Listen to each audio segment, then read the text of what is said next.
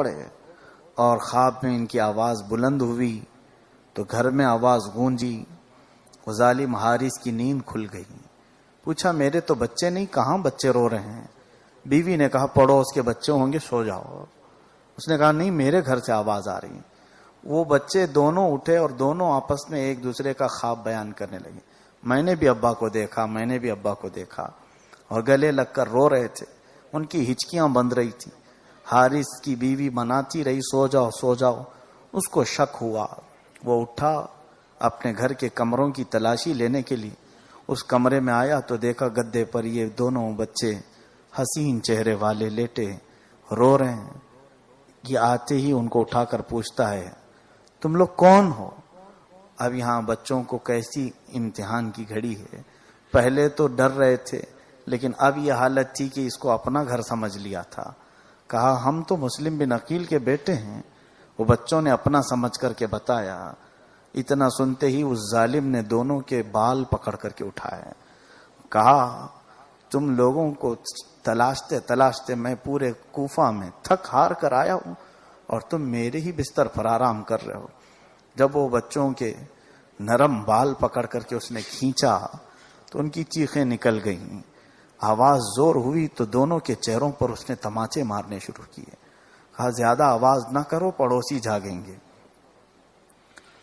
وہ خاندان اہل بیت سے محبت کرنے والی خاتون بڑی منتیں سماجتیں کرنے لگی اور اسے سمجھانے لگی کہ یہ فاطمہ کے لاڈلے ہیں, یہ رسول کے گھر والے ہیں, کل قیامت کا دن بھی آنا ہے, ہم ان کی کچھ خاطر تواضع کر کے حضور سے جنت مانگیں گے. تو کون سی دنیاوی لالچ میں انہیں مارے جا رہا ہے؟ وہ اپنی بیوی کی ایک نہ سنا اس کے ذہن پر لالچ سوار تھی. عزیزان گرامی, لالچ بہت خطرناک چیز ہے, اندھا کر دیتی آدمی کو. اس کے بعد اس نے کسی کی نہ سنی. انشاءاللہ 1 بجے اذان ہوگی. نہ سن کر ان دونوں شہزادوں کو گھسیٹنے لگا, اپنے گھر کے باہر لے جا رہا تھا. اس کی بیوی اس کے قدموں میں گر گئی روتی ہوئی. اس نے اپنی بیوی کو اتنا مارا کہ اس کی آنکھ پھٹ گئی اور اس کی ناک پھوٹ گئی اور اسے بے ہوش کر کے اپنے گھر چھوڑ دیا. اور یہ دونوں بچوں کو گھسیٹتا ہوا لے گیا. پوچھا ان بچوں نے ٹھیک ہے ہم آ رہے ہیں, جانا کہاں ہے؟ بولو تو صحیح, ہم چل کے آئیں گے. کیوں اس طرح سے ہمارا گریبان پکڑ کر کے کھینچے جا رہے ہو؟ اس ظالم حارث نے کہا وہیں جانا ہے جہاں تمہارے باپ گئے ہیں. تمہارے باپ جہاں گئے وہیں تم کو بھی جانا ہے. دونوں شہزادوں کو کھینچتے ہوئے دریائے فرات کے کنارے لایا اور ان بچوں سے کہا کہ اب تم تیار ہو جاؤ, میری تلوار تمہاری گردنیں اڑانے والی ہیں. چاند جیسے چہرے, گلاب جیسی پنکھڑیوں والے ہونٹ کپ کپانے لگے اور نرم و نازک گلے. ہم تو بکرے کو بھی ذبح کرنے سے پہلے آنکھیں بھر لیتے ہیں. ہمارا پالا ہوا بکرا قربانی میں کٹتا ہے تو آنکھ آ جاتی, آنسو بہ پڑتے ہیں. جانور تو جانور ہے, لیکن وہ رسول کے گھر والے, ان کو کس طرح سے بے دردی سے ایک بعد دیگرے شہید کیا جا رہا تھا. 1 بجے اذان دینے والا. بول رہا ہوں سمجھتے نہیں کیا, بول کے بھی بھیجاؤں میں یہاں سے. ہو جاؤ جان آخر کو بولا. اللہ اکبر اللہ اکبر.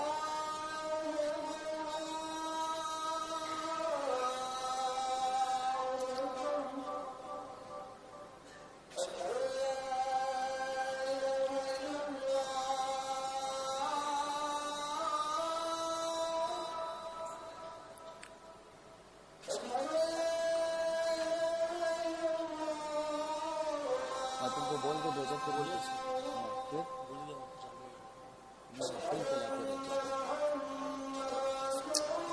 اللہ.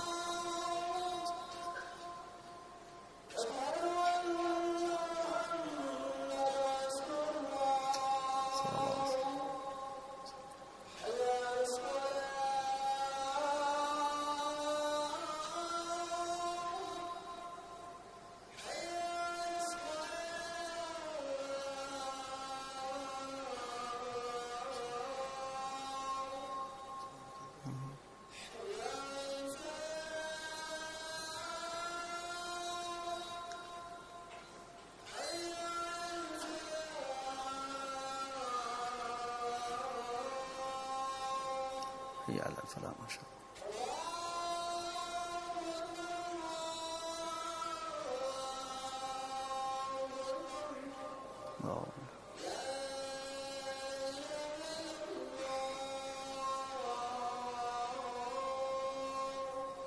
لا الہ الا اللہ محمد صلی اللہ علیہ وسلم.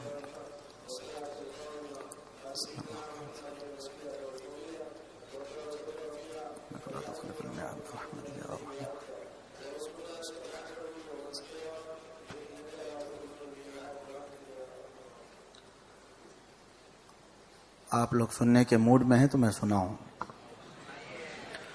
بھائی بیمار آدمی جب سنانے کو تیار ہے تو صحت مند لوگوں کو اور بھی بیٹھنے کے انتظار میں ہونا چاہیے.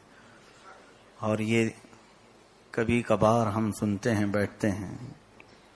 اور میری طرف سے اجازت بھی ہے, جسے بھی بھاری لگے وہ بغیر کسی تکلف کے جا سکتے ہیں, اپنی ضروریات پوری کریں. انشاءاللہ العزیز جمعہ کی نماز ہم قائم کریں گے جیسے ہر جمعہ ہوتی ہے. سیدنا امام حسین رضی اللہ تعالیٰ عنہ کا ذکر خیر ہے. حضور پاک صلی اللہ علیہ وسلم اور ان کے اہل بیت پر ایک بار درود شریف پڑھ لیں. اللہم صلی وسلم علی سیدنا محمد معدن الجود والکرم علیہ الکرام ابن الکریم مبارک وسلم صلاۃ دائمۃ سرمدا ابدا.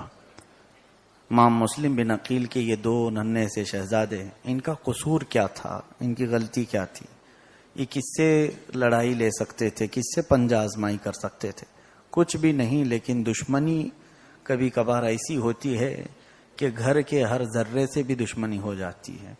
آدمی انتقام کے آگ میں کبھی ایسا جلتا ہے کہ اس سے ریلیٹڈ ہر چیز سے وہ نفرت کرنے لگ جاتا ہے. ایسا ہی کچھ اہل بیت کے ساتھ ہوا. ان دونوں شہزادوں کو اس نے کھڑا کیا, نہر فرات کے کنارے تلوار چمکایا. ان دونوں شہزادوں نے کہا کہ کیا تم ہمارا قتل کرنا چاہتے ہو؟ اس نے کہا ہاں. تو اس میں ایک شہزادے نے کہا مجھے مار دو. بڑے شہزادے کہنے لگے میرا قتل کر دو. تو ننھے نے کہا نہ نہ نہ, پہلے مجھے مارو. کہا کیوں؟ کہا ہم دونوں بھائی ایک دوسرے کی تکلیف کبھی دیکھے نہیں. میں اپنے بڑے بھائی کو مرتا ہوا میرے سامنے نہیں دیکھ سکوں گا. بڑا اپنے ننھے کو دیکھنا نہیں چاہتا. گلا کھٹتے ہوئے دونوں آپس میں اس بات پہ لڑ رہے ہیں کہ پہلے میرا کام ہو, پہلے میرا کام ہو.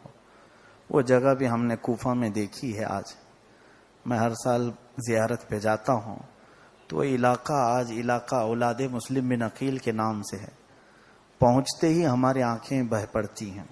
میں یہ واقعہ وہاں پہ بھی کھڑے ہو کے سناتا ہوں.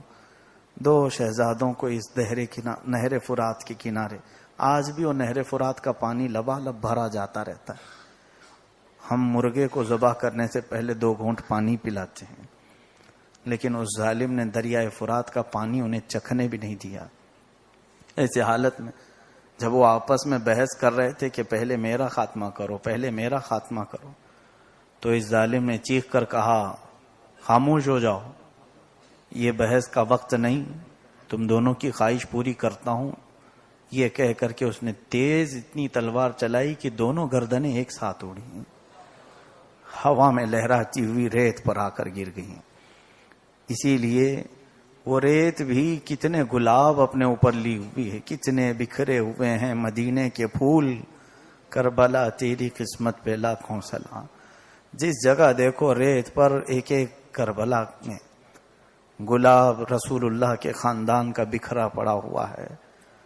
وہ خوشبو تو دے گئے, اور ایسی خوشبو دے گئے کہ قیامت تک مومنین کی روحیں ان کی شہادت سے ہی کانپ جاتی ہیں. آج حیرت ہوگی آپ کو, ہندوستان میں برہمن قوم ہے, جانتے ہیں آپ, اور وہ کٹر ہندو پرست ہیں. لیکن برہمن میں بھی آپ تحقیق کر کے دیکھ لینا, ایک جماعت ہے حسینی برہمن کہلاتی ہے. حسینی برہمن, یہ آپ کو معلوم ہے یا نہیں پتہ نہیں. برہمن قوم میں بھی ایک حسینی برہمن ہے. ان کے بارے میں نے تاریخ میں پڑھا ہے کہ یہ ہندوستان سے گئے تھے امام حسین کی مدد کرنے کے لیے. ہندو تھے, کافر تھے, کربلا کے بارے میں, لیکن پہنچے نہیں تھے, نہ کربلا کی جنگ میں تھے. کئی دنوں بعد پہنچے واقعہ سب ختم ہو گیا. لیکن کہنا یہ چاہتا ہوں کہ جس کے دل میں ایمان نہیں وہ بھی رسول کے گھر والوں سے اتنی عقیدت رکھتا ہے, اتنی محبت رکھتا ہے. ان ظالموں کے دل کیسے پتھر ہو گئے تھے. یہ دنیاوی لالچ ہے جو آنکھوں کو اندھا کر دیتی ہے. یہ آئے ہوئے مسافر دین حق کے راہی خبر پہنچانے سے پہلے ہی کوفہ میں اپنی جانیں اللہ کے سپرد کر گئے. امام مسلم بن عقیل کا بھی مزار وہیں بنا, اولاد کا بھی مزار وہیں قریب میں بنا ہے, اور وہ مزار آج مرجع خلائق بنے ہوئے ہیں. ادھر امام حسین رضی اللہ تعالیٰ عنہ کو خبر نہیں پہنچی کہ مسلم بن عقیل کے ساتھ کیا ہوا ہے. آپ نے پہلا والا خط دیکھا کہ کوفہ کے حالات بڑے اچھے ہیں, اپنے گھر والوں کو خوشخبری دی کہ چلو مسلم نے اچھی خبر پہنچائی ہے. سب چل پڑے, منزل در منزل قصیدے پڑھتے ہوئے نکلے تھے, اور کوفہ آنے کو ابھی تھوڑا وقت باقی تھا یا تھوڑی منزلیں. ایک خط پہنچ گیا, امام مسلم بن عقیل اور ان کے بیٹوں کو شہید کر دیا گیا ہے. امام حسین رضی اللہ تعالیٰ عنہ نے اس وقت کہا, اے اللہ اب ہماری آزمائش شروع ہو چکی ہے, اب ہمارے ابتلا کا وقت شروع ہو گیا. یزید نے ایک کام مکمل تو کر دیا تھا, ابن زیاد کے ذریعے سے کوفہ سے امام مسلم بن عقیل اور ان کے بچوں کو شہید کروا دیا. اب اس کے بعد یزید کا دوسرا آرڈر یہ آیا کہ حسین کو کوفہ پہنچنے سے پہلے ہی روک لو. کوفہ اگر پہنچ گئے تو جس طرح کوفیوں کا دل تمہارے آنے سے بدلا تھا, کہیں حسین کے آنے سے پھر نہ بدل جائے, اس لیے حسین کو پہلے ہی روک دو. 1000 کا لشکر حر بن یزید کے ساتھ کوفہ سے بہت دور ہی بھیج دیا گیا. حر بن یزید حضرت امام حسین کو سامنے آ کر کے روک لیا. کہا کیوں روک رہے ہو؟ کہا ہمیں بھیجا گیا ہے کہ آپ کوفہ کی طرف نہ جائیں. روکتا گیا. آپ نے کہا تو ٹھیک ہے چھوڑو, میں دوسری طرف جاتا ہوں. تو وہ ادھر لے جاتا, کبھی ادھر لے جاتا. اس کے بعد یہ کئی دن تک چلتے رہے. پھر محرم کی پہلی تاریخ شروع ہو گئی. پھر ایک دن ایسا آیا کہ حر بن یزید جو 1000 کا لشکر لے کر آیا تھا, ایک میدان میں آپ کو زبردستی اترنے کو حکم دیا کہ آپ یہاں اتر جائیں, اس کے آگے نہیں بڑھیں گے آپ. حضرت امام حسین نے پوچھا کہ ٹھیک ہے یہیں اتر جاتے ہیں, اور پوچھا کہ یہ جگہ کون سی ہے جو تم یہاں ہمیں ٹھہرا رہے ہو, یہاں کوئی آبادی نہیں. تو حر بن یزید نے کہا اس جگہ کو کربلا کہا جاتا ہے.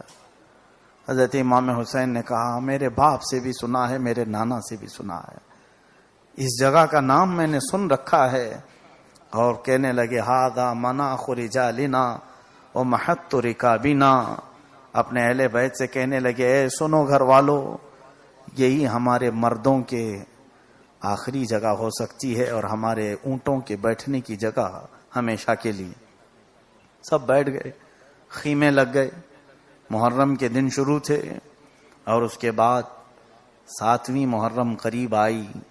امام حسین رضی اللہ تعالیٰ عنہ سوچتے رہے. پھر ان کو بلا کر کہتے ہیں کہ دیکھو میں آپشن دیتا ہوں, یا تو تم مجھے یزید سے ملنے دے دو, جا کر کے میں اس سے معاملات کر لوں, سمجھاؤں اس کو, یا تو پھر مجھے کسی سمندر کے کنارے چھوڑ دو, میری وجہ سے تم سب کا ہاتھ خون سے نہ رنگے. انہوں نے کسی بات کو نہیں تسلیم کی. ابن زیاد کوفہ میں جو تھا اس نے حر بن یزید کو پھر قاصد بھیجا کہ اب تک تو حسین کے ساتھ کیا کر رہا ہے, سنا ہے کہ تو دوستی کر رہا ہے, ان سے رات رات بھر کر باتیں کرتا ہے. میں تجھ کو حسین کے ساتھ دوستی کرنے نہیں بھیجا, ان کے ساتھ شدت کر.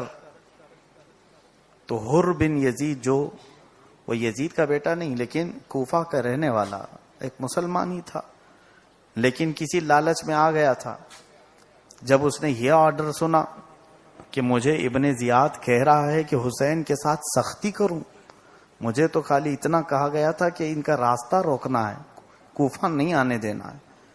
تو پھر اس نے سوچا کہ اب شاید یزید اور ابن زیاد کی نیت خراب ہے.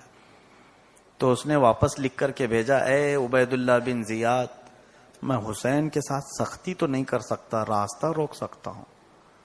تو عبید اللہ بن زیاد نے ایک 10,000 کا لشکر دے کر بھیجا اور کہا حر بن یزید سے اس کی سپہ سالاری واپس لے لو اور اس کو معزول کر دو اور تم سنبھالو۔ ایک اور دوسرے سپہ سالار کو بھیجا، شمر نام کا بڑا مردود قسم کا انسان تھا، وہ 10,000 کا لشکر لے کر کے آیا۔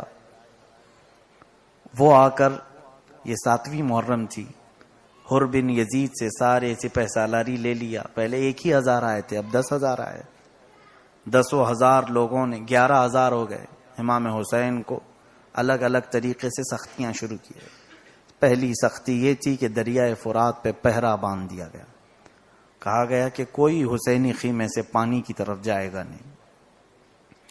حر بن یزید کی قسمت اچھی تھی، وہ بدل گئے، آ کر کے حسینی خیمے میں شامل ہو گئے۔ آئے تھے راستہ روکنے کے لیے لیکن خود حسین کے سپاہی بن گئے۔ اس طرح سے کئی لوگ بیچ میں امام حسین کو ملے، وہ کل ملا کر 82 لوگ ہوتے ہیں، 82 لوگ ہوتے ہیں جو امام حسین کے ساتھ کربلا میں آئے۔ پھر 7ویں محرم کے بعد 8ویں محرم آئی تو ابن زیاد نے اور 11,000 کا لشکر بھیجا، کل ملا کر 22,000 ہو گئے۔ کس سے لڑنے کے لیے 22,000؟ نہتے 82 لوگ جن کے پاس نہ تلواریں ہیں نہ صحیح قسم کے ہتھیار ہیں۔ ہاں، ہر ایک کے پاس تھوڑی تھوڑی تلواریں ہوتی تھی لیکن جنگ جیسی حالت میں وہ نہیں تھے۔ 22,000 آ گئے اور الگ الگ سختیاں کرنے لگے۔ پھر امام حسین رضی اللہ تعالیٰ عنہ روزانہ نماز پڑھاتے تھے، نماز آپ کے پیچھے لوگ پڑھتے تھے، ادھر بھی نماز ہو رہی ادھر بھی نماز ہو رہی ہے، نماز سب کی ہو رہی ہے۔ لیکن میرے عزیزوں، یہیں سے کربلا کے میدان سے ایک بات سمجھ میں آتی ہے کہ نمازیں یزید کے خیمے میں بھی ہو رہی تھی، حسین کے خیمے میں بھی ہو رہی تھی، اذان وہاں پہ بھی ہو رہی تھی، اذان یہاں پہ بھی ہو رہی تھی، رکوع سجدے وہاں پہ بھی ہو رہے تھے، یہاں پہ بھی۔ یہاں سے ایک میسج ملا ہے کہ صرف اذان اور رکوع سجدے کو دیکھ کر مسلمان سمجھ کر چلے مت جانا، بلکہ امام کو دیکھنا کہ کیسا ہے۔ ادھر رکوع سجدے اور اذان تو تھے لیکن حسین نہیں تھا، ادھر رکوع سجدے کے ساتھ حسین بھی ہے۔ یہ میسج کربلا سے ملا ہے کہ ایمان یہ دیکھنا ہے کہ امام اگر درست ہے تو ایمان بھی درست ہے۔ یہ کربلا کا میسج امام حسین رضی اللہ تعالیٰ عنہ 7ویں محرم سے اس تکلیف کو برداشت کرتے رہے۔ 8ویں محرم کو آپ نے خطبے دیے اور ان کو سمجھایا اور کہا کہ پھر میں تمہیں خطبہ دیتا ہوں کہ میں وہ ہوں جس گھر میں بے اجازت جبرائیل نہیں آتے تھے، میں فاطمہ زہرا کی گود میں پلا ہوا، قرآن کی لوریاں سنا ہوا، میرا باپ حیدر کرار ہے، میرا نانا پوری کائنات کا آقا ہے۔ آپ نے اپنی فضیلتیں بھی بیان فرمائی اور پھر فرمایا کہ قیامت کے دن میں حضور سے تم سب کی بخشش کی سفارش کروں گا، تم سب اپنی تلواریں چھوڑ دو، اس لیے کہ میں تم پر رحم کرنا چاہتا ہوں کہ کہیں تمہاری ان تلواروں کی وجہ سے تم جہنم میں نہ چلے جاؤ۔ مجھے یہ مناسب نہیں لگتا کہ میری وجہ سے کوئی دوزخ میں جائے، ورنہ میرا رب تو تمہیں نہیں چھوڑے گا۔ حضور کے گھر والوں کے ساتھ تم جو کر رہے ہو، یہ سب خطبہ دیے، کچھ کے دل بدلتے لیکن کچھ کے نہیں۔ لالچ بھری ہوئی تھی، یزید کی طرف سے بڑے بڑے تحفے نذرانے وہاں آ رہے تھے، لیکن بعض روایات یہ تک بتاتی ہیں کہ ان کے لیے ہر طرح کا گوشت بھی وہاں آتا تھا، چاہے وہ کتے کا گوشت ہو کہ بکرے کا گوشت ہو، ہر طرح کا گوشت کھانے والوں کو کہاں خطبہ سمجھ میں آئے گا؟ خنزیر کا گوشت کھانے والے کو کون سا خطبہ اثر کرے گا؟ یہی حال ان کے ساتھ ہوا۔ اسی لیے تو ہم کہتے ہیں کہ خطبہ سننے سے پہلے، بیان سننے سے پہلے رزق پاکیزہ ہونا چاہیے۔ حلال رزق جس کے پیٹ میں پڑا ہو، قرآن کی ایک آیت ہی اس کو بدلنے کے لیے کافی ہے، اور حرام کھاتا ہو تو 10 سال بھی سنے گا تو ایسی ہے کہ جیسے گنبد پر اخروٹ رکھنے کے برابر۔ عزیزان مکرم، امام حسین اعظم رضی اللہ تعالیٰ عنہ خطبے کئی دے چکے، وہ خطبے محفوظ ہیں آج تاریخ میں۔ 9 محرم رات عاشورہ کی، یعنی جو کل گزری، اپنے خیمے میں آئے امام حسین رضی اللہ تعالیٰ عنہ، جوان شہزادے تھے، 19 سال کی امام قاسم، 21 سال کی علی اکبر۔ یہ کیسی بھری جوانی ہوتی ہے، آپ سوچیں، یہ ماں باپ کی فصل بہار ہوتی ہے۔ ماں باپ بچپن سے جو پال کر کے جوان دیکھنا چاہتے ہیں وہ عمر ہوتی ہے۔ اس عمر میں نوجوان اچھا لگنے لگتا ہے، ماں اس کے صحرے کے سپنے سجا بیٹھتی ہے، اس کو دولہا دیکھنے کی تمنا باپ بھی کر بیٹھتا ہے نوجوان بچے کی۔ خیمہ حسین میں ایسے کئی دولہے تھے، سب کو بلایا حسین نے، خیمے کے پیچھے لے گئے، عورتوں کو چھوڑو، تم سب کو سمجھاتا ہوں۔ کہا حالات بہت بگڑتے چلے آئے ہیں، ان لوگوں کا لفڑا اور ان لوگوں کا معاملہ میرے ساتھ خراب ہے، تم میں سے کسی کے ساتھ نہیں، لہذا تم سب یہ عورتوں کو لے کر مدینے چلے جاؤ، اور پھر جو ہوگا میں ان کے ساتھ دیکھوں گا۔ اتنا کہنا تھا کہ شہزادے کھڑے ہو گئے، کہنے لگے آپ کے بعد جو جینا چاہے گا وہ حرام زندگی ہے، ہماری زندگی حرام ہے، ہمارے رگوں میں جو خون ہے وہ آپ کا ہے، آپ یہ ایسا کیسا مشورہ دے رہے ہیں؟ حضرت امام حسین نے جب دیکھ لیا کہ کوئی ماننے کو تیار نہیں، پھر گھر آئے۔ روایت یہ بھی بتاتی ہے کہ امام حسین رضی اللہ تعالیٰ عنہ رات کے وقت بتیاں بجھا دیتے تھے، اس طور پر کہ یہ لوگ اندھیرے پن کو دیکھ کر کے ادھر ادھر بکھر جائیں۔ امام حسین رضی اللہ تعالیٰ عنہ نے کئی طرح سے ان کو جنگ میں آنے سے روکنے کے لیے کیا کیا کیا، لیکن کوئی آپ کی کوشش کام نہ آئی۔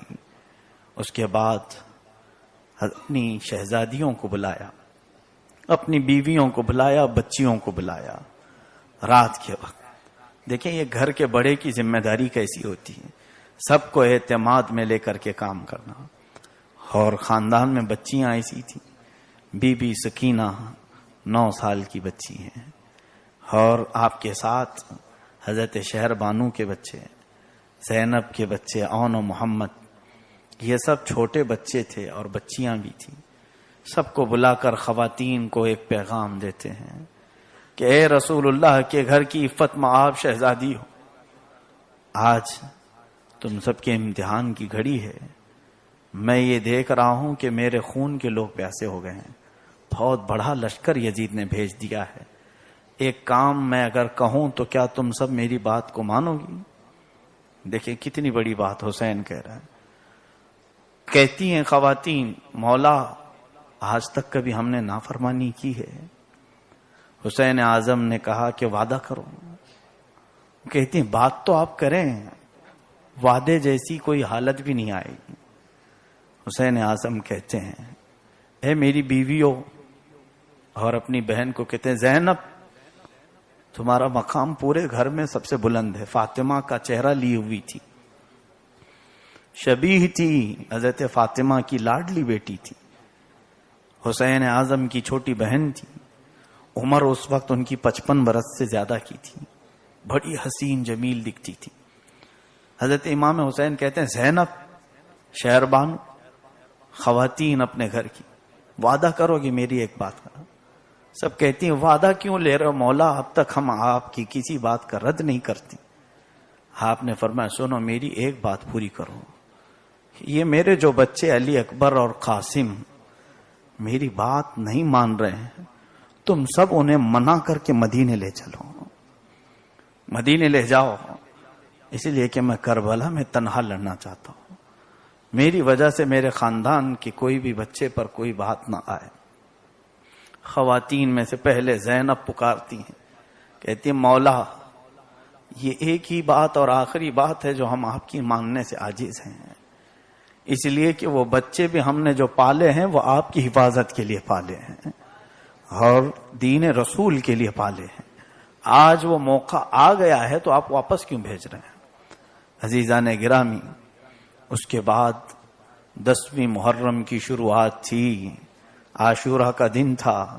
کیسا حسین اتفاق ہے کہ وہ کربلا کے دن جو عاشورہ آیا تھا جمعہ کا دن تھا.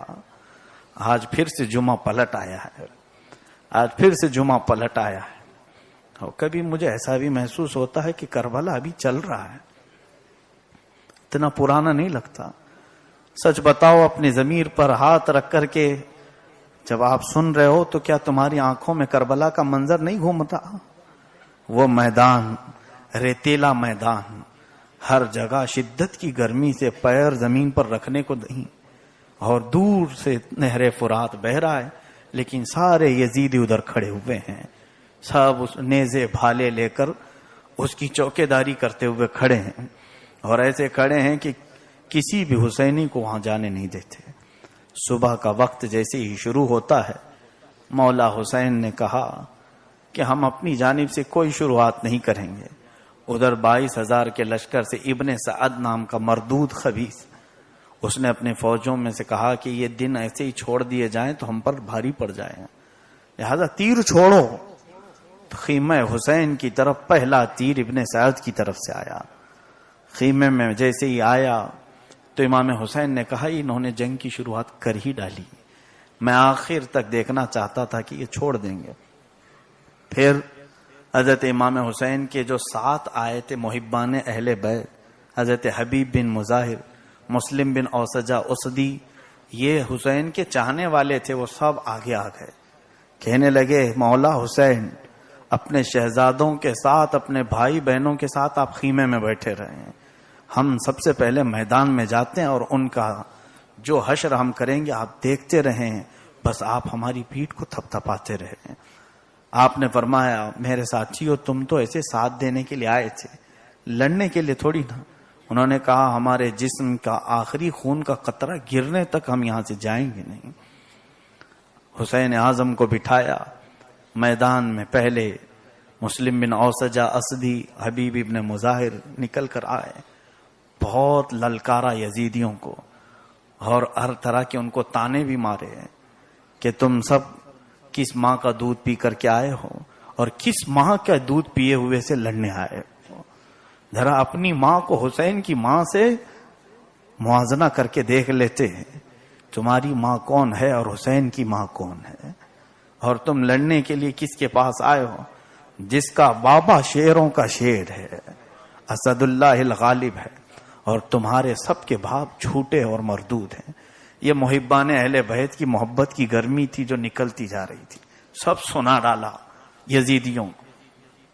یزیدی آئے, مقابلہ کرتے رہے, اور مقابلہ ایسا کہ دو بدو ہوتا رہا. یزیدیوں کی طرف سے 2 آتے تھے ان کے مقابل میں, اور ایک ایک گھوڑوں پر بیٹھ کر لڑائی ہوتی رہی. صبح صبح فجر سے شروع تھی, اور اس کے بعد یہ محبان اہل بیت ان یزیدیوں کے خیموں میں گھر جاتے تھے. ان کو ایسا قتل کر دیا جاتا تھا کہ ان کے جسموں کی بوٹیاں ہو جاتی تھیں, پھر وہ واپس آ بھی نہیں پاتے. امام حسین دیکھ رہے ہوتے. اس کے بعد مولا حسین نے دیکھا اپنے خیمے کی طرف, تو ابھی دیکھا بھی نہیں تھا. آپ سوچ رہے تھے کہ میں اٹھ کر کے جاؤں, تو اچانک دیکھا امام حسین رضی اللہ تعالیٰ عنہ کے سگے بھائی امام حسن کے بیٹے امام قاسم دولہے کی شکل سے اپنی چوکھٹ سے باہر آ رہے تھے. امامہ سر پر لگا ہوا ہے. کہا کہاں؟ کہا مولا میں تو صبح سے تیاری میں ہوں, بس آپ کی اجازت کی دیر ہے, میں صبح سے تیاری میں ہوں. کہا بیٹا تم میرے مرحوم بھائی کی آخری علامت ہو, حسن کے انتقال کے بعد میں تم کو دیکھ کر دل ٹھنڈا کرتا ہوں. امام قاسم نے کہا کہ سرکار آپ اجازت دیتے. اپنے چچا سے اجازت لے کر یہ حیدر کرار کا پوتا میدان کربلا میں چمکا, اور ایک ہی تلوار سے کئی لوگوں کو فنا فی النار کرتا رہا, اور پھر پلٹ کر کے ادھر آتا, کہتا یا امتا, چچا تھوڑا پانی مل جائے گا تاکہ میں اور کو فنا فی النار کروں. لکھنے والوں نے یہاں تک لکھا امام حسین رضی اللہ تعالیٰ عنہ آئے, امام قاسم سے کہا کہ بیٹا پانی تو نہیں, میری زبان دیتا ہوں تھوڑا سا چوس لو. میری زبان اپنے منہ میں لے لو. مولا حسین نے اپنی زبان قاسم کے منہ میں رکھی. امام قاسم جھٹ سے اپنا منہ باہر نکالتے ہیں, کہتے ہیں مولا کیا بات ہے, میرے سے زیادہ تو آپ کا منہ سوکھا ہوا ہے, میرے اس میں ابھی تو تھوڑا سا تھوک باقی ہے, آپ کا تو مجھ سے زیادہ سوکھا ہوا. مولا حسین کا منہ خشک ہو چکا تھا. روایت میں یہ بھی ہے کہ امام قاسم کی زبان تالو سے چپک جاتی تھی, ایسی شدت کی پیاس. میں 3 دن سے اپنے گلے کی تکلیف میں مصروف ہوں, دیکھ رہا ہوں کہ پانی کی قدر و قیمت کیا ہوتی ہے, گلے میں نگلنا مشکل ہو رہا ہے, اور ان کی حالت کیا ہوگی جو دھوپ کی شدت کی وجہ سے گلے میں ان کے سوکھا پن آ گیا تھا. امام قاسم واپس گئے اور ابھی چند لمحے بھی نہیں ہوئے تھے کہ اچانک امامہ شریف اڑتا ہوا نظر آیا. کربلا کے میدان میں اندر سے بیویوں نے پکارا, قاسم کا امامہ اڑتا ہوا دکھ رہا ہے. گویا کہ شہادت کی خبر آ گئی. امام حسین نے کہا صبر کرو. امام حسین خود لاشا اٹھانے کے لیے جاتے تھے اور اپنے ان جوان بچوں کے لاشے کو کندھے پر لے کر آتے تھے اور خیمے کے پیچھے رکھتے, جتنے لوگ موجود ہیں مل کر جنازہ پڑھتے, اپنے ہاتھوں سے دفنا دیتے. اس کے بعد امام قاسم کے بعد آپ کے بڑے بیٹے علی اکبر بھی موجود تھے. حضرت علی اکبر, ان کے بارے میں حدیث پاک میں ملتا ہے ان کا چہرہ سے لے کر سینے تک کی ساری مشابہت رسول اللہ سے ملتی تھی. حضور کے چہرے کی رنگت ان کے اندر تھی. جب وہ مسکرا دیتے تھے تو ان کے گال ایسے لال ہوتے تھے کہ لوگ کہتے ہیں ہم کو علی اکبر کو دیکھ کر نبی یاد آ جاتے تھے. مدینے والے اکثر علی اکبر کو شبیہ رسول اللہ کہتے تھے. علی اکبر اپنے بابا کے پاس آئے, کہا کہ بابا آپ اپنے ہاتھ سے امامہ پہنا دیں. وہ کیسا وقت ہوگا ہم اپنے گھروں میں اپنے بچوں کی شادی میں امامے پہناتے ہیں, وہ بابا حسین جنگ کے لیے امامہ پہنا. مائیں بلائیں لیتی ہیں برات نکلنے سے پہلے کہ بیٹا میرا برات لے کر کے جا رہا ہے دولہا بن کر. وہ ماؤں پر ہزاروں سلام جو میدان کربلا میں جانے کے لیے بچوں کی اتارے نکالتی تھی. اندر سے بی بی شہر بانو آ کر کے اپنے بچے کو کہتی ہیں اللہ نظر بد سے بچائے. یہ نہیں کہہ رہی کہ ظالموں سے بچائے. یہ الفاظ ہر ماں اپنے بچے کو دولہا بننے کے وقت کہتی ہے, اللہ میرے بیٹے کو نظر بد سے بچائے. حسین کی بیوی اندر سے کہتی ہیں علی اکبر کو نظر بد سے بچائے, بڑا خوبصورت لگ رہا ہے. رسول پاک کا امامہ پہن کر کے نکلا ہے. گھوڑے پر جیسے ہی یہ کربلا کے میدان میں آئے تو دیکھا یزیدیوں میں سے کسی نے کہا کہ اچانک یہ کربلا کی اندھیریوں میں چاند کہاں سے طلوع ہوا. ان لوگوں نے ابھی اس چہرے کی برکت دیکھی کہاں تھی. اس کے بعد آپ نے للکار کے بلایا. واقعات بڑے تفصیل ہے, میں کتنا سناؤں, ہمت اور جذبات ساتھ نہیں دیتے. علی اکبر اکیلے اس دن کربلا کے میدان میں 80 لوگوں کو مار چکے ہیں. ہے آج میں اپنے قوم کے نوجوانوں کو پکاروں, 21 سال کی مردانگی تمہاری تو محلے کوچوں میں گزر جاتی ہے, بے حیائی کے کاموں میں گزرتی ہے. اس علی اکبر نے دین کے لیے کیسی طاقت جمع کی تھی. تمہارے جیم کرنے کے بعد بھی وہ طاقت نہیں آئی جو دین مصطفیٰ کے کام آ سکے. لیکن وہ علی اکبر کئی دن کی پیاس برداشت کرنے کے بعد بھی 80 لوگوں پر بھاری نظر آتا. یزیدیوں میں سے کسی نے پکارا ایک ایک کر کے جاؤ گے تو شام تک ہر ایک کو کاٹتا رہے گا, ایک ایک کر کے نہ جاؤ تو تنہا ایک شیر کو 200 کتوں نے گھیر لیا. اور اس کے بعد تیر ایسے برسائے کہ فرماتے ہیں علی اکبر کے جسم میں 1 انچ بھی جگہ باقی نہیں تھی, اتنے تیر نہ. اور اس کے بعد یہ رسول اللہ کا شہزادہ جو چاند جیسی چمک پورے کربلا میں چھوڑ رہا تھا, اچانک گھوڑے سے نیچے آیا, تیر پورے جسم پر لگے ہوئے. ایسا لگا کہ جیسے چاند ٹوٹ کر کے زمین پر گرا ہے. یقیناً وہ فاطمہ کا چاند ریت میں گر گیا تھا. ظالموں نے اتنا ہی نہیں کیا، حسین کے آنے سے پہلے ہی علی اکبر کا گھوڑا لیا اور اس گھوڑے پر بیٹھ کر علی اکبر کی لاش پر دوڑانے لگے. لیکن گھوڑا ایک قدم بھی آگے نہیں بڑھتا تھا. جانور اہل بیت کا احترام جانتے تھے. یزیدیوں نے اپنے گھوڑے لائے، علی اکبر کے جسم پر گھوڑے دوڑانے لگے. گھوڑے اتنے دوڑ گئے تھے کہ مولا علی اکبر کا جسم چپک گیا تھا. امام حسین اپنی چادر میں سمیٹ کر کے علی اکبر کے لاشے کو لائے تھے اور اپنے خیمے کے پاس پھر لا کر کے جنازہ پڑھایا اور دفنایا. یہ رسول کے خاندان والوں کے ساتھ جو تماشا یزیدیوں نے کیا. اسی لیے میں نے کہا کون سا ایسا دل ہے جو داستان کربلا سے آنکھیں نم نہیں کرتا؟ کون سا ایسا مسلمان ہے؟ ظالم شیعہ اگر ماتم کرتے ہیں تو یہ ان کا حصہ ہے. حسین کا اگر اصلی غم ہے کسی کو تو اہل سنت کو ہے. ہم کو اصلی غم ہے، اس لیے کہ ہمارا سرمایہ گیا ہے، ہماری آبرو لوٹی ہے، ہماری عزتیں گئی. لیکن حسین کے لیے ہمارے دل میں جو عقیدت و محبت کا جذبہ ہے وہ سچا ہے.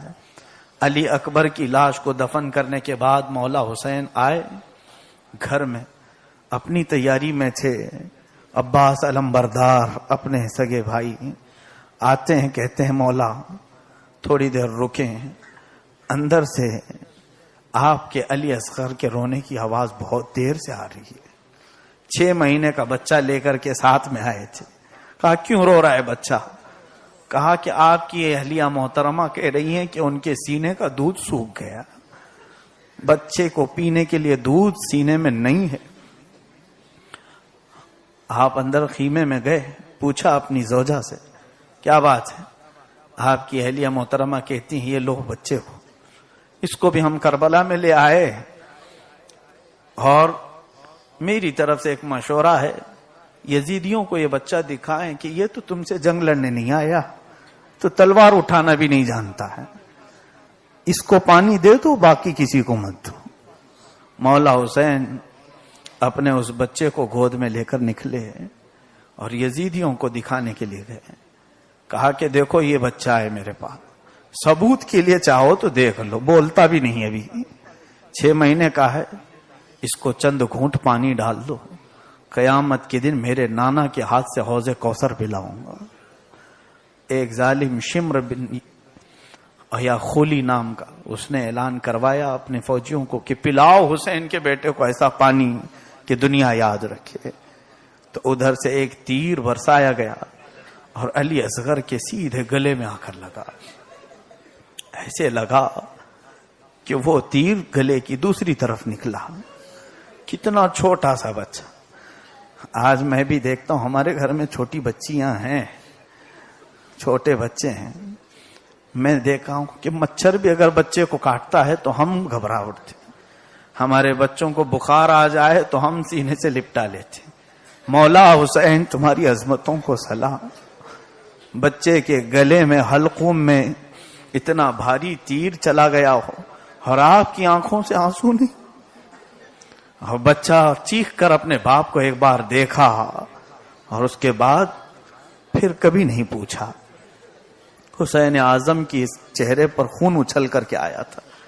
آپ نے بارگاہ رب العزت میں کہا مولا یہ بھی نذرانہ قبول کر لے تیرے دین کی حمایت کے لیے. یاد رکھو مسلمانوں، اس اسلام میں حسین کا خون بسا ہوا. کون ہے جو اسلام کو مٹا سکے گا؟ لائے ایسی قربانیاں. حسین اعظم ہلکے ہلکے قدموں سے خیمے تک آئے، اپنے بچے کو چادر میں چھپائے. اندر سے بی بی نے آواز دی کیا پانی پلایا؟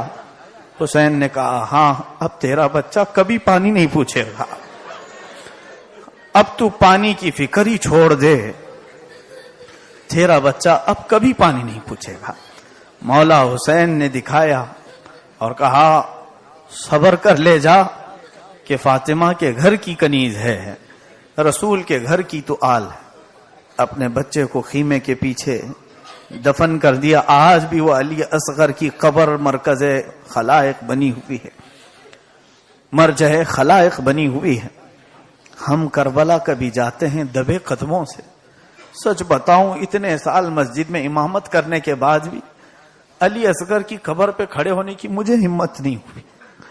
سوچا کہ کس طرح سے کھڑے ہو جاؤں. کیا سوچتے ہوں گے یہ ننھے علی اصغر, میں نے تو خون بھی پلا دیا اسلام کو, اور تم نے تو 5 منٹ کا وقت دینے کو بھی حساب میں لگا دیا ہے. تم لوگ 1 گھنٹہ کام کرتے ہو تو دین کا حساب میں لگا دیتے, تم تو تسبیح بھی گن گن کر کے پڑھتے ہو. شرم سی آتی ہے کربلا جانے کے بعد.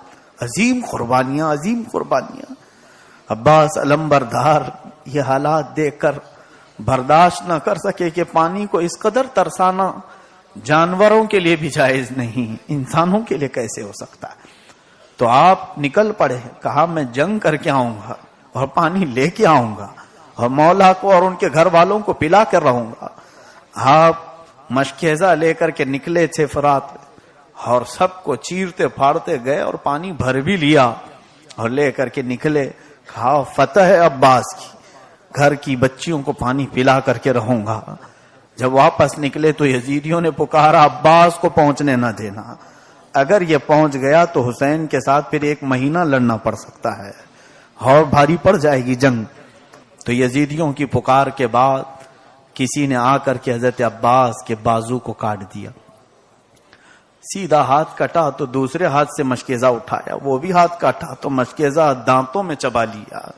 لے کر کے دونوں کٹے ہوئے بازو, پھر بھی پلانے کی ہمت تھی گھر والوں کو, لیکن اس مشکیزے کو چھلنی چھلنی کر دیا. پانی بہ گیا تو نیچے گر گئے. کہا ہار گیا عباس, پھر سے ہار گیا, پانی نہیں پلایا. کوئی ظالم آیا اور آپ کی گردن مبارک کو الگ کیا. حسین اعظم آئے, خیمے کی طرف دیکھا, اب کوئی بھی بچہ نہیں تھا, کوئی جوان نہیں تھا. ایک بھائی تھا عباس, وہ بھی جا چکے. آئے ان کا لاشا اٹھا کر کے یوں اپنی کمر کو پکڑ کر کے کہتے ہیں الآن انکسر ظہری, اے مولا ابھی میری کمر ٹوٹی, اس لیے کہ عباس میری کمر کی ہڈی تھے, اب میری کمر ٹوٹی. عباس علمبردار کو وہیں دفن کیا. یہ سب لاشیں کربلا میں آج بھی دفن ہیں. مولا حسین اپنے گھر آئے. حسین اعظم رضی اللہ تعالیٰ عنہ تھکن سے کتنے چور چور ہوں گے, لیکن اب بھی آپ بیٹھنے کو تیار نہیں. اس کے بعد اپنے گھر میں آ کر اپنی کنیز سے کہتے ہیں جاؤ پرانا صندوقچہ زینب کے پاس رکھا ہے, اس میں ایک پرانا کرتا ہے, جبہ ہے, وہ اٹھا لاؤ, لیکن زینب کو کہنا مت. تو وہ کنیز گئی اور صندوق کھولا, جبہ اٹھائی, چھپا کر کے لا رہی تھی. زینب نے پوچھا کیا لے جا رہی ہوں؟ سوچا مولا نے تو منع کیا, کیا کہوں. زور سے پوچھا تو بتا دیا حسین جبہ منگوائے. کہا اللہ میں لے جاتی ہوں. لے آئی اور لا کر کے حسین اعظم کے پاس پیش کرتی ہے, جبہ آپ نے منگوایا؟ کہا ہاں یہ جبہ میں نے منگوایا. اماں کہتی تھی کہ بیٹا جب بڑی مصیبت آئے تو یہ جبہ پہن لینا, اس لیے کہ یہ جبہ تیرے باپ باپ کو رسول اللہ نے پہنایا تھا اور میں نے اس کو اپنے ہاتھوں سے جگہ جگہ تاکا ہے. حسین اعظم نے جب یہ کہا تو کہا اماں نے مجھے وصیت کی تھی زینب جب حسین پر کبھی کوئی آفت آئے وہ بھول جائے تو پہنانا. آج دونوں اماں کی وصیت پر عمل کرتے ہیں. سیدہ زینب نے وہ جبہ پہنایا جو شیر خدا کا تھا, اور اس کے بعد جعفر طیار کا سلہ تھا اور رسول پاک کا امامہ تھا. ذوالفقار حیدری ہاتھ میں تھی, اور اب سارے تبرکات کا مجموعہ خاندان اہل بیت کا آخری چشم و چراغ حسین اعظم جس سے ہماری جانیں وابستہ ہیں, وہ حسین جس سے ہماری روح وابستہ ہے, وہ حسین جو سمندروں کا بھی بادشاہ, خشکیوں کا بھی بادشاہ, ہم سب کی امانت. جب اپنے اہل بیت کی طرف آخری بار دیکھ کر باہر نکلنے لگے تو بیبیوں کی آوازیں نکلی. پوچھا مولا کس کے سہارے چھوڑ جا رہے؟ ایک بیمار زین العابدین ہے, آپ نے منع کر رکھا تھا بیٹا تیرے سے میری نسل چلے گی, تجھ سے نسل چلے گی تو نہ جانا. خواتین پوچھنے لگیں تو حسین نے یہی کی بات کہی، اللہ اس کے رسول کے بھروسے چھوڑ جا رہا۔ نکلے اور جیسے ہی ذوالجناحین پر بیٹھے، ان کا پیارا گھوڑا تھا ذوالجناحین جو کبھی نافرمانی نہیں کرتا تھا، آپ بیٹھ گئے۔ یہ آخری منظر ہے کربلا کا، توجہ سے سنیں۔ مولا حسین کا چہرہ اس وقت کیسا لگ رہا ہوگا، رسول اللہ کا امامہ سر پر اور جبہ علی جسم پر، جعفر طیار کا پٹا کمر پر، ہاتھ میں حیدر کرار کی ذوالفقار چمک رہی ہو، اور جیسی ہی گھوڑے پر سوار ہوئے وہ دنیا کے عظیم بادشاہوں میں ایک بادشاہ نظر آ رہا تھا۔ اسی لیے تو میرا غریب نواز پکارا ہے شاستس، بادشاہستس۔ تم کیا سمجھتے ہو کہ کربلا میں لٹ گیا؟ نہیں، وہ تو دنیا میں جتنے بھی آئیں گے ان سب شاہوں کو بنانے والا بادشاہ ہے۔ گھوڑے پر سوار ہوئے، فی امان اللہ کہا، گھوڑے کو ایڑ لگائی، چل اب کربلا میں تیرا ہی جوہر دکھانے کا وقت آ گیا۔ آگے آپ چل پڑے، لیکن گھوڑا آگے بڑھنے کو تیار نہیں تھا۔ آپ نے پھر اس کو برچھی ماری، پوچھا ذوالجناحین تو کبھی میری نافرمانی نہیں کیا، آگے بڑھ۔ پھر آپ دیکھا گھوڑا آگے نہیں بڑھتا، اتر کر کے دیکھا تو بی بی سکینہ پیروں کو پکڑے بیٹھی ہوئی تھی، ذوالجناحین کے پیروں کو پکڑے بیٹھی تھی۔ وہ نیچے سے کہہ رہی تھی ذوالجناحین بابا کو لینا جانا، ہماری آبروؤں کو لینا جانا۔ حسین نیچے اتر آئے، اپنی سکینہ کو اٹھایا اور گلے سے لگایا، کہا بچی جا اپنے گھر۔ کہا بابا کس کے حوالے؟ کہا اللہ کے حوالے، رسول پاک کے حوالے۔ ایک اور عجیب بات میں آپ کو سناؤں، جب مکہ سے امام حسین نکلے تھے، ابھی دیکھیں آپ، حسین اعظم کربلا میں آئے اور جا رہے تھے، جانے کے بعد یزیدیوں کو پھر سے ایک خطبہ سنایا، وہ خطبہ بھی کام نہ آیا۔ سیدنا مولا حسین اخیر میں اپنی تلوار کے جوہر دکھانا شروع کیے، اور تنہا علی کا لال ہزاروں میں گر گیا۔ وقت جمعہ آ گیا، اور یہی وہ وقت تھا جب ہر جگہ سے اذانوں کی آوازیں گونج رہی تھی، اور نواسہ رسول جنگ میں گھرا ہوا تھا۔ ہر طرح سے تلواریں تیریں برسائی جا رہی ہیں، اور امام حسین ہر تیر کو نکال کر پھینکتے ہیں۔ کبھی پیچھے پلٹ کر کے دیکھتے خیمے میں کوئی ہے، کوئی نہیں آتا تھا۔ کون تھا؟ سب کے بعد امام حسین آئے تھے۔ اس کے بعد یزیدیوں نے کہا کہ حسین کو روکنا ہوگا، اس کو کوئی چیز روک نہیں سکتی۔ اس کے بعد تھکان سے کئی مرتبہ نیچے گر گئے، پھر گھوڑے پر سوار ہوئے۔ اچانک کان میں اذان کی آواز آئی، سامنے کفار کی طرح شقی دل رکھنے والے یزیدی، یہ تمام بدبخت، میں امام شافعی کے مسلک کے مطابق ان سب کو کافر سمجھتا ہوں، اگرچہ امام اعظم ابو حنیفہ کا مسلک اور ہے۔ ظاہر سی بات ہے اہل بیت کو اس طرح سے کاٹنا۔ امام جعفر صادق سے پوچھا گیا تھا کہ آپ کے بابا کو کیسے شہید کیا گیا؟ آپ کہتے تھے کہ جیسے بھیڑ بکرے کو مارا جاتا۔ کہا آپ ایسی تشبیہ کیوں دے رہے ہیں اپنے بابا کو؟ اس لیے کہ بھیڑ بکرے کو جب مارا جاتا ہے تو اسے پانی بھی پلایا جاتا ہے، اور اس کو لٹایا بھی جاتا ہے، پیر بھی باندھے جاتے ہیں، لیکن بابا کے ساتھ ایسا نہیں ہوا۔ پھر آپ کیوں تشبیہ دے رہے ہیں بھیڑ بکرے کی طرح ہمارے بابا کو شہید کیا گیا؟ کہتے ہیں ایک کام تم دیکھنا، جب بھی بکرا ذبح ہوتا ہے، کسائی کاٹنے والا کاٹتا ہے، سامنے کھڑا ہوا کوئی منع نہیں کرتا۔ میرے باپ کے ساتھ ایسا ہی ہوا، کاٹنے والے کاٹ رہے تھے اور دیکھنے والے دیکھ رہے تھے، تماشا دیکھ رہے تھے۔ امام حسین اچانک رک گئے، ذوالجناحین سے کہا اے پیارے گھوڑے تو ہٹ جا، تو ڈھال بن جا میری، میں 2 رکعت نماز ادا کر لوں۔ یہ حسین اعظم کا آخری وقت ہے۔ سوچو اے مسلمانوں، وہ حسین جس کو مدینہ اپنا پیارا وطن نہیں روک سکا، جس کو مکہ نہیں روک سکا، جس کو علی اکبر کا قتل اور شہید ہونا نہیں روک سکا، جس کو عباس علمبردار کے بازو کٹے ہوئے نہیں روک سکے، علی اصغر کے چھوٹے سے ننھے بچے کی جان نہیں روک سکی، اس حسین کو جنگ میں آنے سے زینب، سکینہ اور خواتین اہل بیت کی بے یاری نہیں روک سکی، پھر کس چیز نے روکا تلوار نیچے رکھنے؟ وہ اللہ کی یہ نماز تھی، اس نماز نے روک دیا تلوار نیچے رکھنے کے۔ مجھے بتاؤ کہ تم کو کون روکتا ہے نماز؟ تم کو کون روکتا ہے نمازوں سے؟ اس حسین کو علی اصغر کی موت نے نہیں روکا، اس حسین کو علی اکبر اور قاسم کی موت نے نہیں روکا۔ تمہارے آس پاس کون سی تلواریں لہرا رہی؟ حسین سجدے میں چلے گئے، شمر نام کے ظالم نے آپ کے سر مبارک پر تلوار رکھی اور دنیا والوں کو پکارا، گواہ رہنا یزید کے پاس، کہنا کہ حسین کا گلا میں نے الگ کیا ہے، اور یہ کہتے ہوئے ذبح کر دیا۔ انا للہ و انا الیہ راجعون۔ تو نہ رہتا تو نہ رہ جاتی صداقت اے حسین، کلمہ شہادت ہے تیری شہادت اے حسین، کلمہ توحید ہے تیری شہادت اے حسین۔ حسین اعظم رضی اللہ تعالیٰ عنہ کو سجدے میں جاتے ہوئے تو دیکھا، لیکن اٹھتے ہوئے پھر کسی نے نہیں دیکھا۔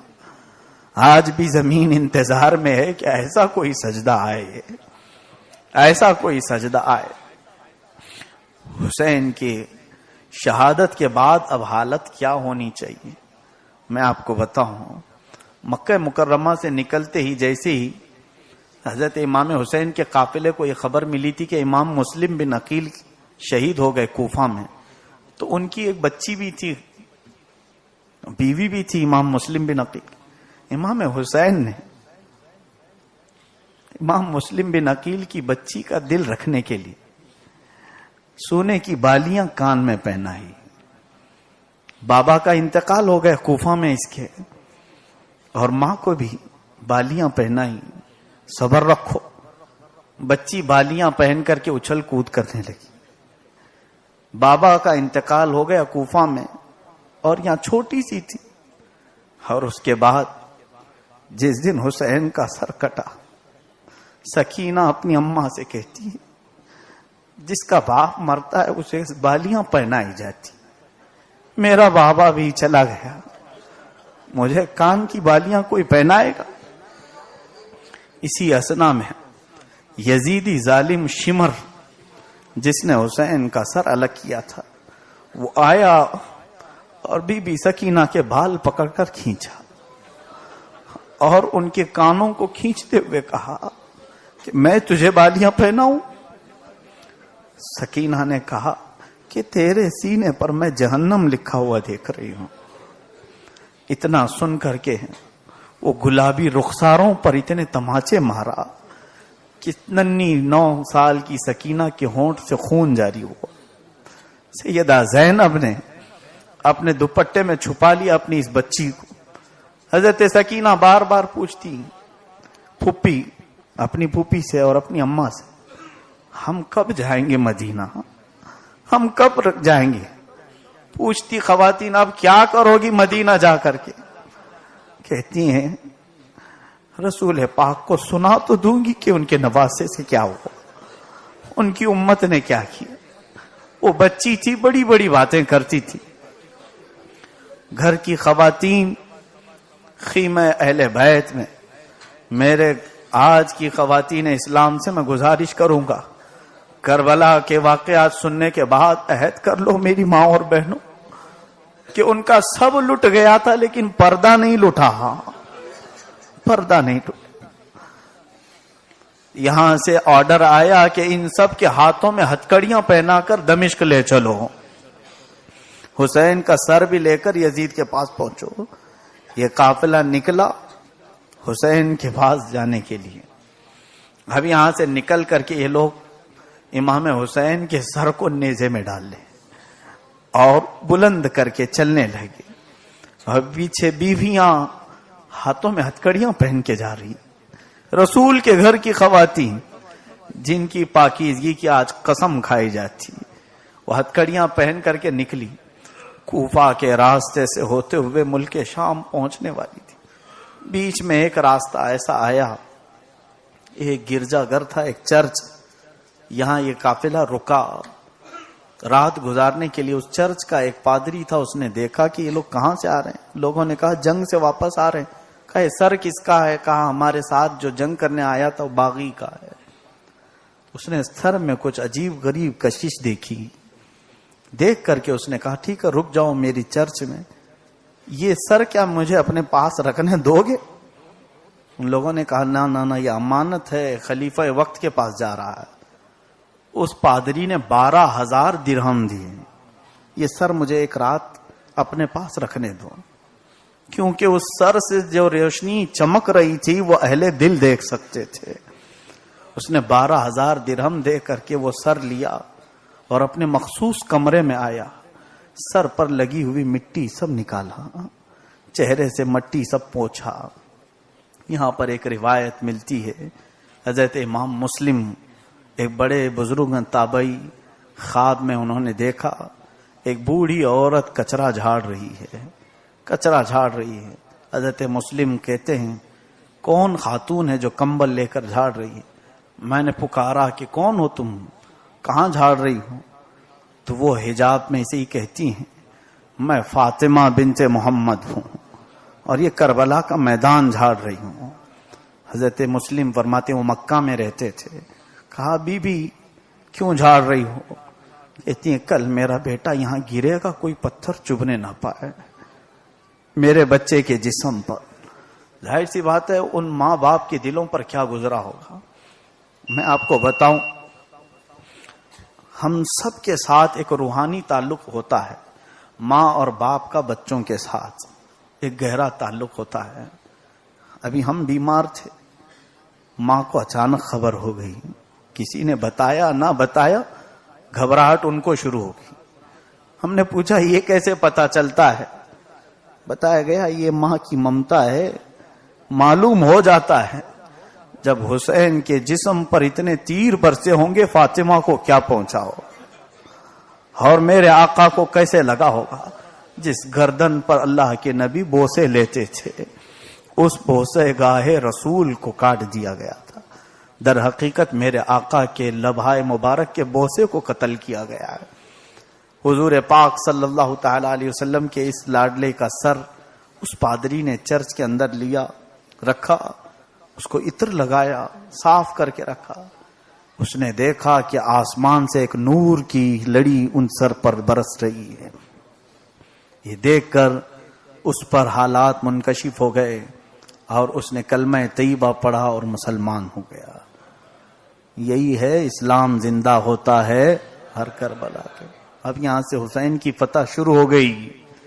ہم تو زندہ رہ کر کسی کو مسلمان نہ بنائے، وہ شہید ہونے کے بعد مسلمان بنا رہے، اس لیے کہ اس عیسائی نے دیکھ لیا کہ کیا کیا اس سے عجائب نکل رہے۔ امام حسین صبح وہاں سے چلے قافلہ کو لے کر کے، دیکھا کہ وہ جو نیزہ جس میں سر امام رکھا ہوا تھا ایک آدمی لے کر کے چلتا تھا، وہ اچانک زمین میں دھس گیا، اچانک زمین میں دھس گیا، کیونکہ یہ لوگ صبح سورج نکلنے سے پہلے سفر کرتے تھے، 3-4 بجے کے بیچ۔ دھس گیا اور جتنے لوگ مل کر کے اکھاڑنا چاہ رہے ہیں اکھڑ نہیں رہا تھا اور آگے نہیں بڑھ رہا تھا۔ وہ یزیدی پریشان ہوئے، خواتین جو تھیں ان سے آ کر کے کہا کہ تمہارے بابا کا سر آگے نہیں جا رہا۔ سیدہ زینب کو کہا گیا، بی بی زینب کبریٰ رضی اللہ تعالیٰ عنہ کہتی ہیں دیکھو خاندان میں سے کوئی چھوٹا تو نہیں۔ سب دیکھا گیا تو بی بی سکینہ نہیں تھی، قافلے میں نہیں تھی، ان کو ڈھونڈنے کے لیے پیچھے بھیجا گیا۔ وہ بات یہ ہو گئی تھی کہ وہ قافلے سے ہٹ کر کے ایک اونچی ٹیلی پر جا کر سو گئی تھی اور وہاں پر ان کو نیند لگی تھی۔ ڈھونڈنے والے جب چل کر کے چلے سیدہ زینب اور دوسرے، تو دیکھا ننھی سکینہ ایک خاتون کی گود میں سوئی ہوئی ہے اور کھلکھلا کر کے باتیں کر رہی ہے۔ باتیں کر رہی ہیں زور زور سے سنا رہی ہیں. تو جب یہ پکارتی ہیں سکینہ تو وہ اٹھ کر کے وہاں سے آئی. پھر وہ خاتون نظر نہیں آئی. زینب نے پوچھا تو یہاں کیسے آئی؟ کس عورت کے پاس آئی؟ کون تھی وہ عورت؟ کہا پھوپھی وہ فاطمہ زہرا تھی، رسول اللہ کی شہزادی تھی، مجھے گود میں اٹھا لیا تھا. کہا کیا سنایا؟ کہا بابا کیسے شہید ہوئے سنا رہی تھی. میں سنا رہی تھی ننا علی اصغر کیسے شہید ہوا. یہ حالات میں دادی کو سنا رہی تھی. فاطمہ زہرا سنتی تھی اور مجھے بوسے دیتی تھی، کہتی تھی گھبرانا مت بیٹی، تو آ جائے گی میرے پاس. یہ واقعات دل ہلا دیتے.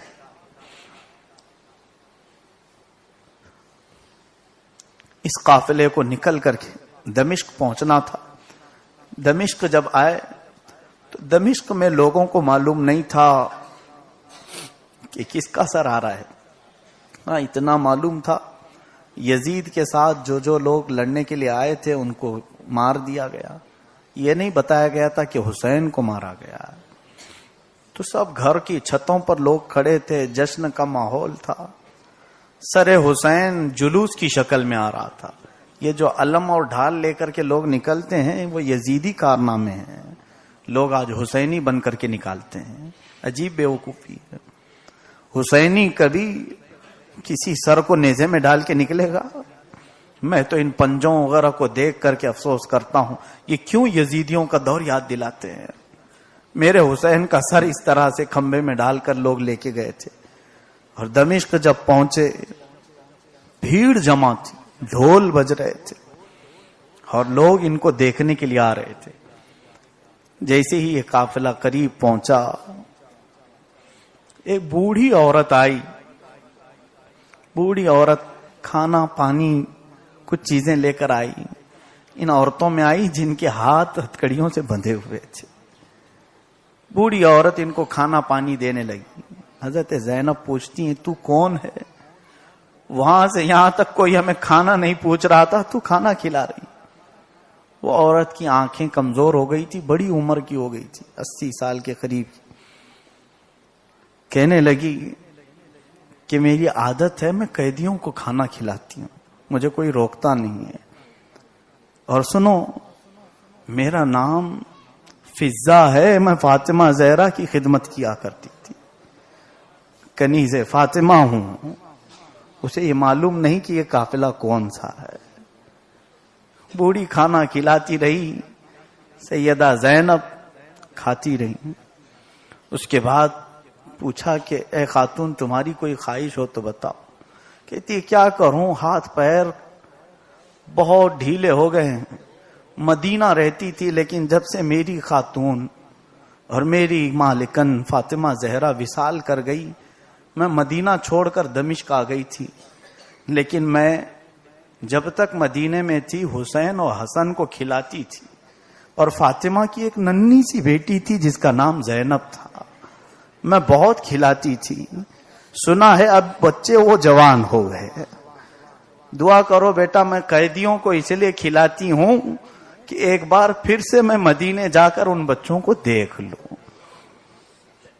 ایک بار دیکھ لوں. سیدہ زینب نے کہا فضہ میں زینب ہوں اور وہ سر حسین کا ہے. تیری یہ خواہش بھی اللہ نے پوری کر دی.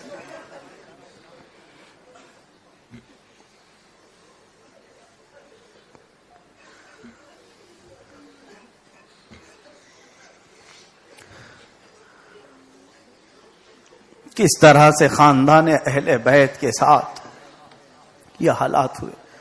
کس زبان سے ہو بیان مدح خان اہل بیت.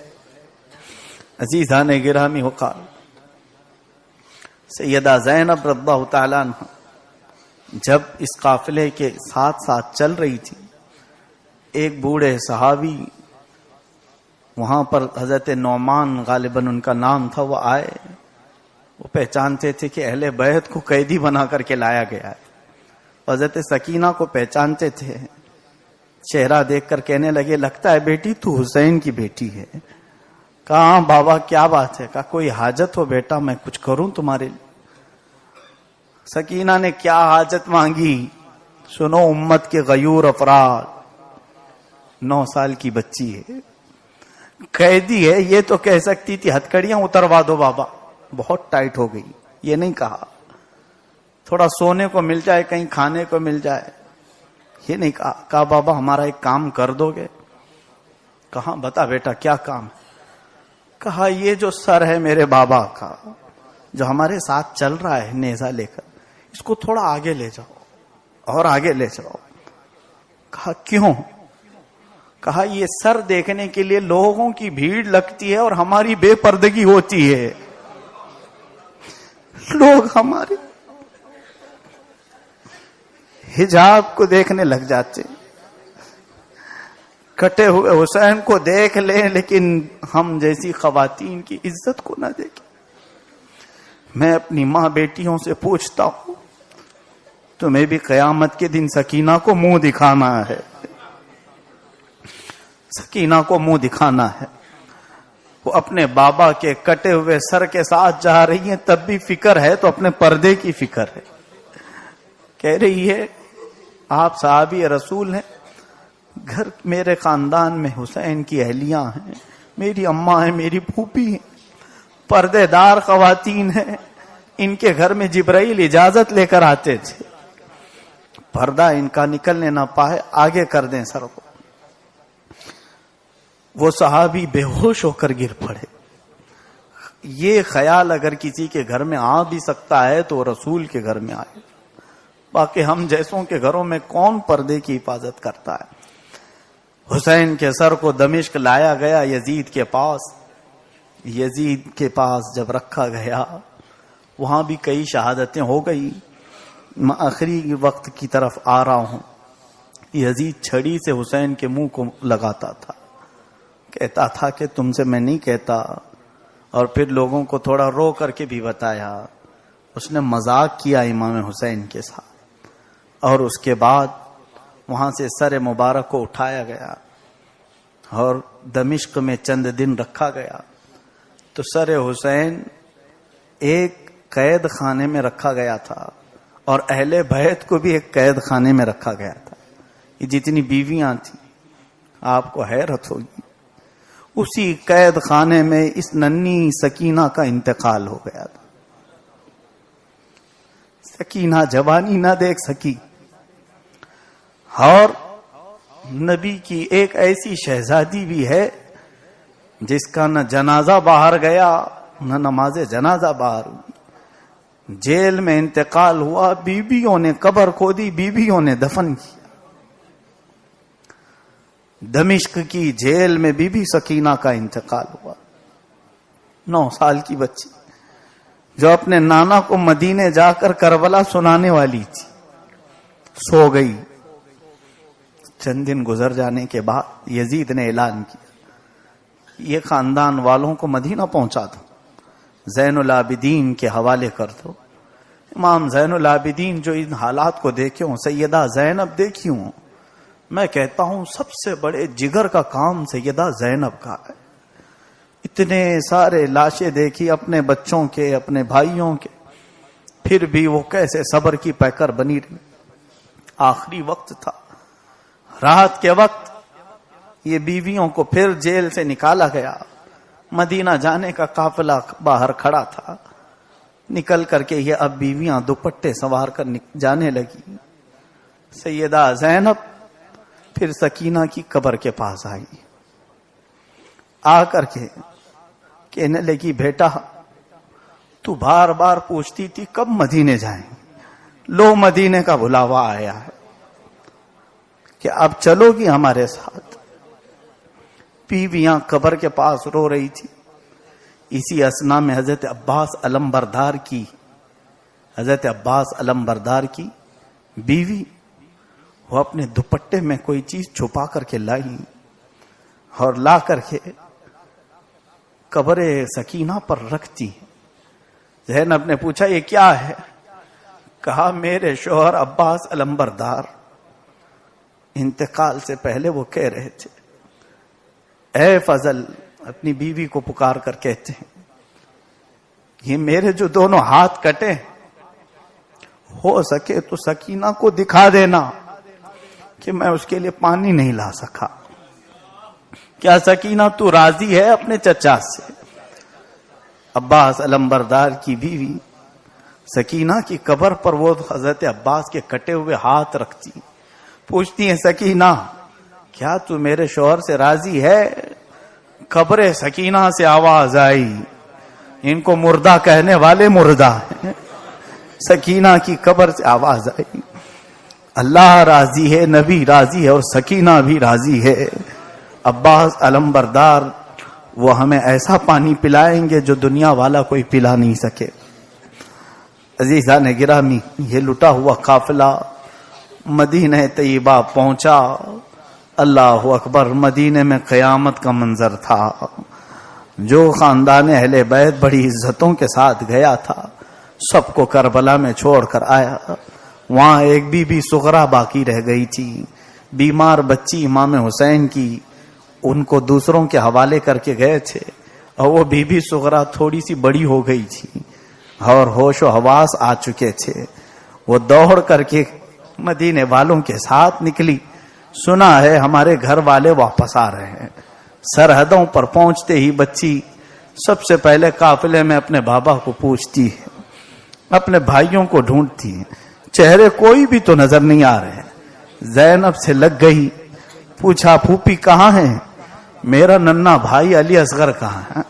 وہ بہت اس پر پیار، بہت محبت کے جذبات نچھاور کرتی تھی. زینب نے کہا، چل بیٹا، سب جا کر کے قبر رسول کے پاس بتاتی کون کون کہاں ہے. اس بچی کو لے کر قبر رسول کے پاس یہ قافلہ آیا، اور اللہ کے نبی صلی اللہ علیہ وسلم کو جب سیدہ زینب اور امام زین العابدین سنانے لگے تو مدینے والے کہتے ہیں، ایک بار جب میرے آقا کا انتقال ہوا تھا تب مدینہ سب سے زیادہ رویا تھا، اور دوسری بار جب حسین کا لٹا ہوا قافلہ پہنچا تھا، مدینے کی ہر فرد سے چیخیں نکل گئی تھی. اور کیسے نہ نکلے، یقیناً یہ داستان کربلا ہر ایک کی روح کو تڑپا دیتی، ہر ایک کے جسم میں کپ کپی طاری کر دیتی. آج بیان کربلا مجھ سے جتنا ہو سکا میں نے اور مولا حسین کی زندہ کرامت کو میں نے دیکھا. کل میں یہ منت کر کے اٹھا تھا کہ میری آواز بند ہوئی، اور وہ بھی حسین کا بیان کرنے کے لیے. اے رب قدیر، اگر ہم حق پر ہیں تو صرف حسین کے لیے آواز کھول دے. یہ مولا حسین کی کرامت، جو کچھ بھی بول سکا. اب رب ذوالجلال کو جب منظور ہو آواز ختم کر لے، اور جب منظور ہو آواز کھول دے. ہمارے گلے حسین کے لیے ہیں، ہماری زبانیں حسین کے لیے ہیں. دین است حسین، دین پناہ است حسین. دین حسین سے ہے، دین کی پناہ حسین سے.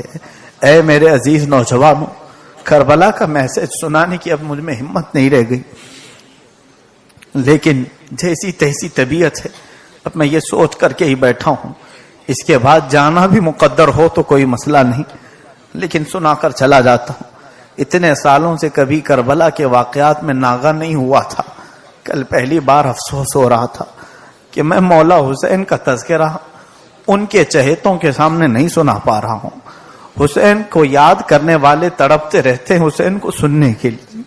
مجھے کبھی ایسا لگنے لگا کہ نہیں سناؤں گا تو پورا سال بھر زنگ لگ جائے گا، روحیں بیمار ہو جائیں گی. اب اتنا یقین کر کے اٹھتا ہوں کہ حسین کا درد چھوڑ کر کے جا رہا ہوں، حسین کا غم چھوڑ کے جا رہا ہوں. یاد رکھنا، سجدوں میں حسین کی آواز آئے گی. تمہیں کربلا کی ریت تمہاری پیشانی پر چبھتی ہوئی محسوس ہوگی، اور تھوڑا تم ہاتھ بڑھاؤ گے تمہیں تلواروں کی جھنکار کی آواز بھی آئے گی. اس لیے کہ پھر کربلا آ چکا ہے. یزید ہر جگہ نظر آ رہے ہیں.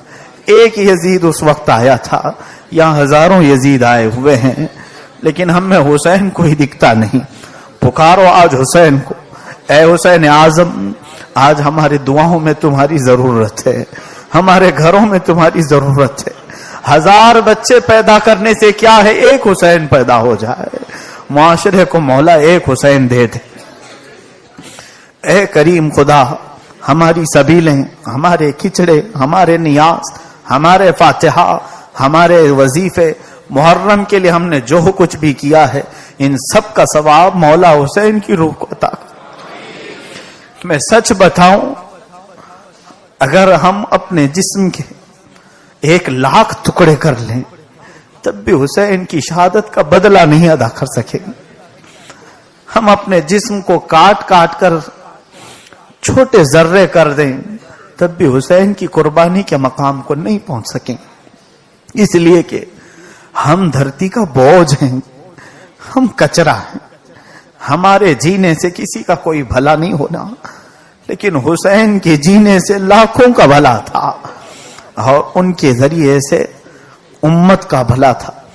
اے میرے عزیز نوجوانوں، کربلا کے اس واقعے سے اگر تمہارے دل میں ہلچل پیدا ہوئی ہے تو میں ضرور کہوں گا، آج کا سورج ڈوبنے سے پہلے مولا کے حضور سچے دل سے توبہ کر، گناہوں سے آزادی کی توبہ کر. ورنہ یاد رکھنا، حسین کے متعلق یہ بھی روایت میں ہے، قیامت کے دن وہ میرے آقا کے سامنے خون میں لت پت جبہ پہن کر کے آئیں گے. قیامت کے دن آئے گا مولا حسین، پورا جسم خون سے لت پت ہوگا اور جسم میں جگہ جگہ تیر چبھے ہوں گے، اور نبی کونین کے سامنے جب آ کر کھڑے ہوں گے، میرے آقا کی امت شفاعت کی بھیک مانگنے آئے گی. حسین ہر ایک کا چہرہ دیکھیں گے، ہم سب کا چہرہ دیکھیں گے. سوچو یہ چہرہ ملا پاؤ گے حسین سے؟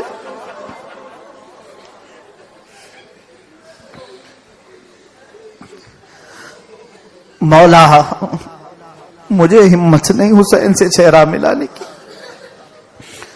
اے کریم خدا، ہماری ہمتیں جواب دے گئیں کربلا کے واقعات بیان کرتے کرتے.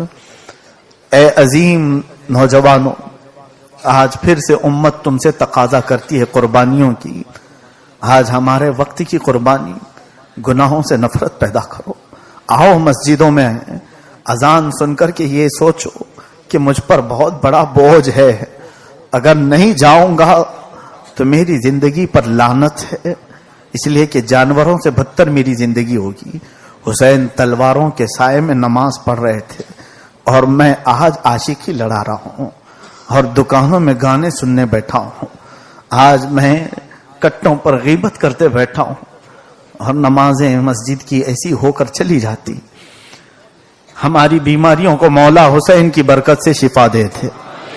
مولا ہماری بے آبرو زندگی کو آبرو بخش دے، ہماری بیمار روحوں کو طاقت بخش دے.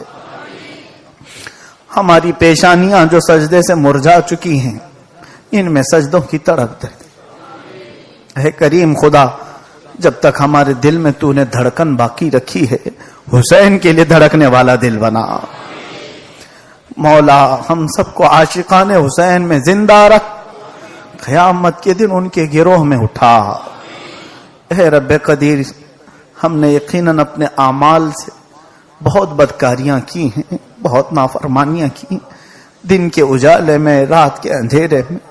اے کریم خدا، یہ نافرمانی ہماری نفس امارہ کی شرارت ہے، شیطان کی بہکاوے سے. لیکن آج عاشورہ ہے مولا، اور تیرے نبی نے فرمایا قیامت بھی عاشورہ کے دن آنے والی ہے اور وہ بھی دن جمعہ کا ہوگا. اے حاضرین جمعہ، آج جمعہ بھی ہے اور عاشورہ بھی ہے، اور جس دن قیامت آئے گی وہ عاشورہ ہوگا اور جمعہ کا دن ہوگا. اور شاید ایسا ہی کوئی دن ہوگا جب مولا ہمیں ننگا کھڑا کرے گا اور پوچھے گا لاؤ پوری زندگی میں کیا کیا کر کے آئے ہو. نام اعمال پیش ہوں گے، پھر وہاں اہل محشر صرف بخشش کے لیے، سفارش کے لیے لوگ ڈھونڈ رہے ہوں گے. آؤ مولا سے آج صلح کر لوں. اے کریم خدا، حسین اعظم کی برکت سے ہم سب کی تمام گناہوں کو معاف کر دے. سچے دل سے مولا توبہ کرتے ہیں، ہم سب کو عافیت عطا فرما۔ اے کریم خدا ارحم الراحمین مولا، ہم سب نے جو کچھ بھی گناہ کیے تجھے ناراضگی کے، آج تو صرف حسین کے خون کی برکت سے ہم سب کو آزاد کر دے۔ ننھے علی اصغر کا واسطہ ہماری دعاؤں کو قبول کر لے، زینب کے دوپٹے کا واسطہ ہماری خواتین کو حجاب بخش دے، مولا فاطمہ زہرا کے ان نونہالوں کا واسطہ کریم خدا ہم سب کے گھر کی بے برکتیوں کو دور کر دے، دین و دنیا کی برکات دے مولا۔ وصلی اللہ تعالی علی خیر خلقی محمد وآلہ واصحابہ اجمعین، وآخر دعوانا ان الحمد للہ رب العالمین۔